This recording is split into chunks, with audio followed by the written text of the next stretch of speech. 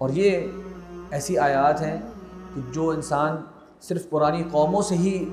ان کو نہ سمجھے کہ یہ پرانی قوموں کے ساتھ کس طرح کے واقعات ہوئے، یہ ہمیں بتانے کا مقصد یہ ہے کہ اس طرح کے سلوک، اس طرح کے رویے اس قوم میں بھی ہو سکتے ہیں۔ صرف یہ نہیں کہ جو پرانے لوگ تھے اور ہم جناب ان تمام قسم کی باطل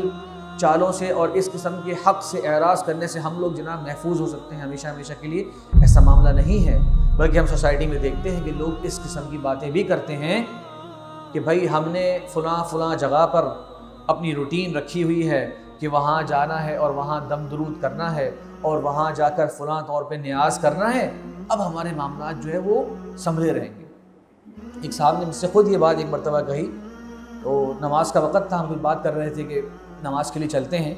تو وہ جانا نہیں چاہ رہے تھے۔ تو اچانک سے ایک دوست نے کہا کہ یار نماز تم نہیں پڑھ رہے تو اور تم کیا کرو گے؟ اس نے کہا کہ بھائی ہم فلاں مزار پہ ہر ہفتے 2 دیگے چڑھاتے ہیں۔ تو وہ سمجھ رہے ہیں کہ یہ ہمارے جو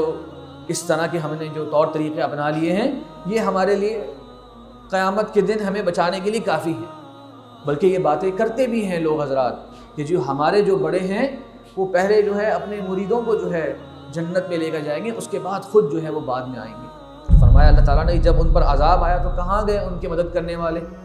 اچھا بہت سارے ہمارے ملک میں اگر ہم دیکھیں تو اس طرح کے علاقوں میں یہ ساری پریکٹسز ہوتی ہیں جہاں پہ عام طور پہ غربت ہے اور پریشانی ہے،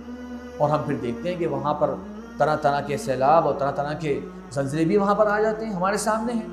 اور وہ جانتے ہیں کہ وہ جن جگہوں کی طرف رخ کرتے ہیں اپنی نجات کے لیے، اپنی مدد کے لیے، وہی سب سے پہلے جو ہے وہ اس کے اندر ٹوٹ بھی جاتی ہیں، وہی نقصان کا شکار بھی ہو جاتی ہیں۔ تو کہاں گئے وہ